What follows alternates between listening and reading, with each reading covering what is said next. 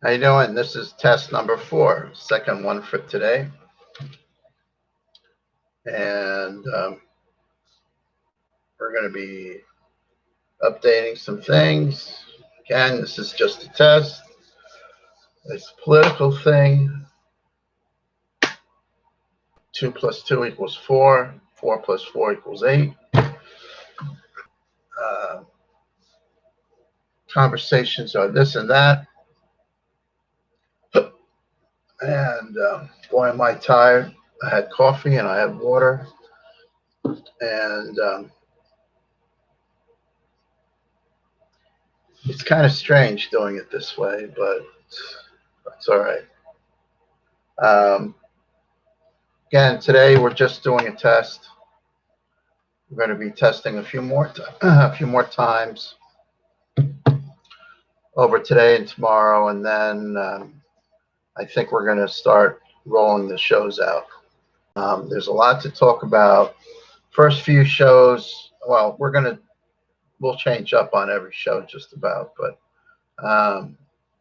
first show is going to definitely be on the police, militarized police, from a perspective, I think that actually even a lot of progressive commentators are not talking about,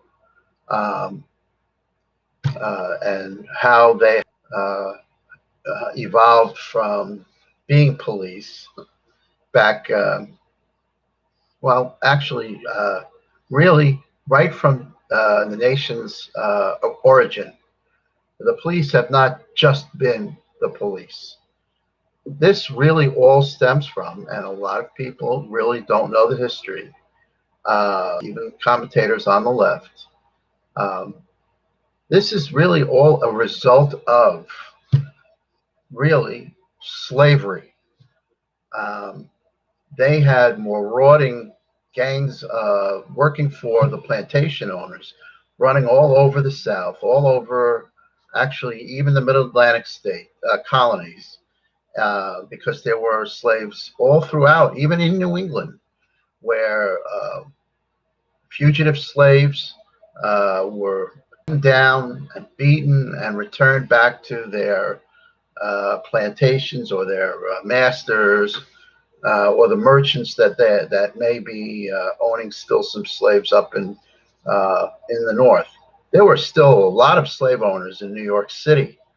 A quarter of the population, as much as a quarter of the population of New York City were slaves or had been slaves even up to the revolution. So slavery was much more widespread than many people believe. But talking about power, and where did this come from? This warped uh, power came from. It came from originally the power of the plantations and the southern states, cotton and tobacco.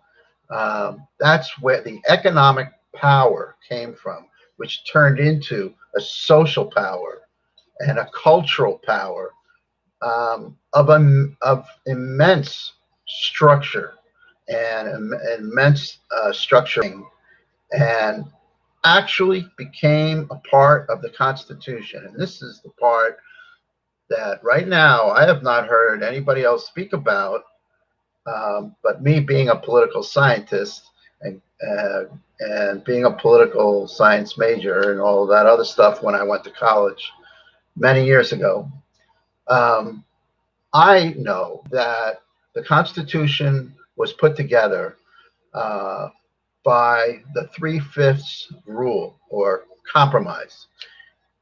That 3/5 compromise we live with today in a number of ways, but the worst way that it still lives on is in the Electoral College. The Electoral College itself is the most racist piece of garbage that and unnatural law, and the most unnatural way of counting a democratic vote, a democracy's vote, is the Electoral College.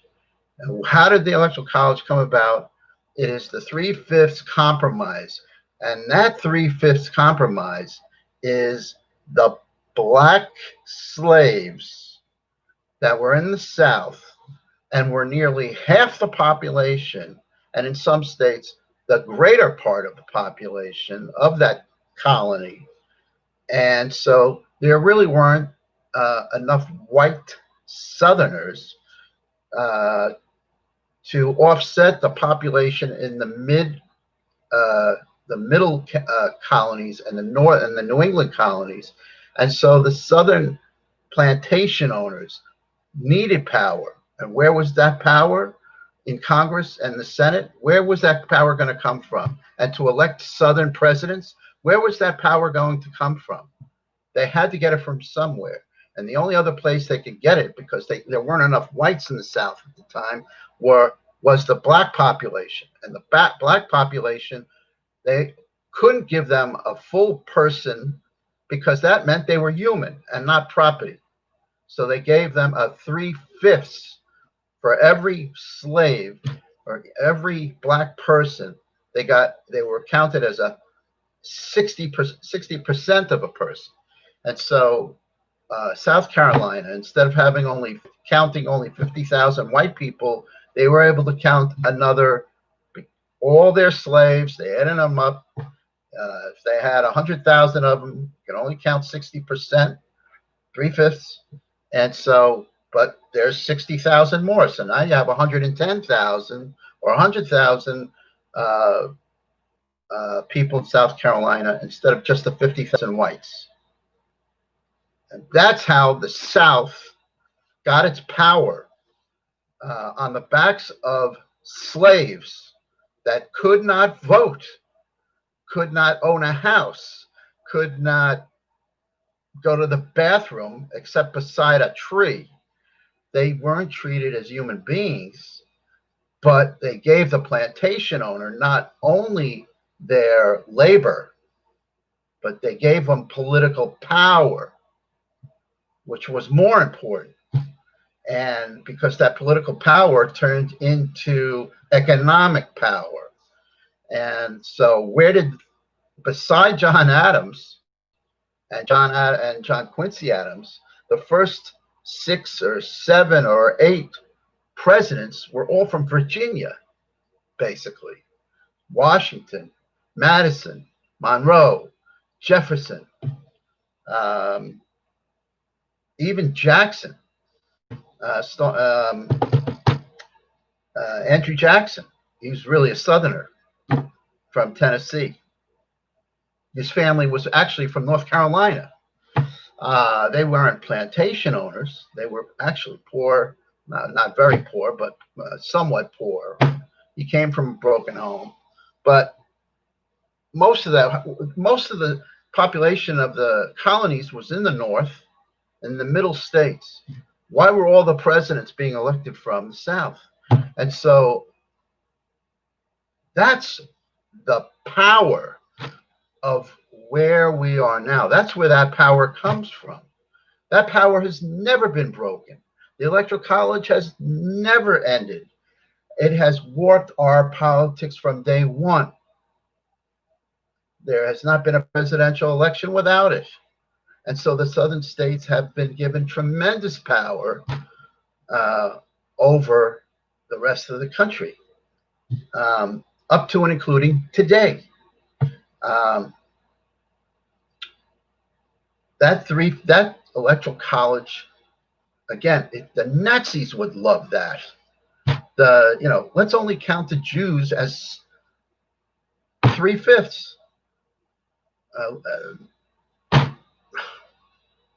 I can't even go past that. I mean, it is the most sick institution that we have in our politics. It is not talked about. They want to get rid of it. The people who want to get rid of it for a number of political reasons, which I agree with. But the real reason is because its birth is from slavery. It comes from birth. It comes with blood all over it. The Electoral College is dripping with blood and with the rattles with the chains of slaves. That's the Electoral College. And nobody talks about that, including people on the left. I haven't heard it. I have not heard that. But that is the truth of the Electoral College. And the power, even during the Civil War and after the Civil War, where an unbelievable amount of people died, both in the North and the South. 1 million people died in a population of only 35 million. I mean, it's unbelievable. So you have all these people dying, and yet the North still, Sherman was the only one that was right. He should have wiped the South out, because you had to get rid of a culture of white power, which we live with today. And that power has evolutionized itself through the years, even after the Civil War, as we all know. After just one generation, after Grant became president, in 1868, he was there for 2 terms. I forgot the name of the president that actually agreed to allowing the Northern soldiers to come home finally in many parts of the South, and that was the end of the era where African Americans were free to live to some extent in the South, and that was the end of their political power. By the late 1880s, that was all over, and they were again being hung, and that was the beginning of Jim Crow and the KKK and all of that, which we have lived through and live with to this day. So for the next 120 years, 130 years, we live with that. And the police power has always been a militaristic. People love going back. It wasn't like this back in whenever. You know what? It was always like this. It has never changed. And now it needs to change. We thought we did change things in the 60s to some extent. Sure. Yeah, sure. We moved it an inch. We moved it a few inches.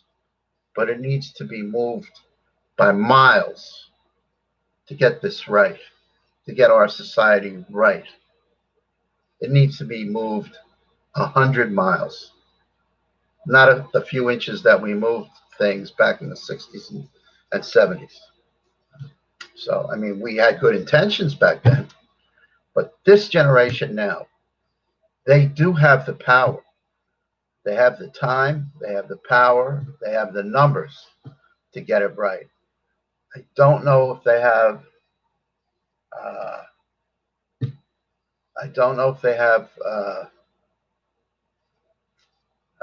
the smarts to outsmart a right wing that has been entrenched for a very long time and is backed by corporations. The interests are incredibly deep. I think they have a chance. So we'll see. But to get back to the police power, that police power has evolved. And since World War II and since Vietnam, all these guys coming back, they've militarized the police. They've changed the culture of the police. So, and it's no mistake. It is all connected. And now finally, with the technology that we can all see sitting on a Saturday morning, watching 30 YouTube tapes, videos, every single video, one is from Tennessee, one's from Texas, one's from Minnesota, one's from New Jersey, one's from Hawaii, all of them, where police jump out of their car. I mean, it's a script. They don't know each other. They're in different states, and yet they do and act and say the exact same things. They jump out.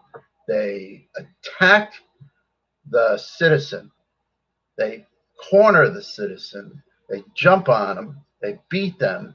They turn a parking violation, or actually no violation,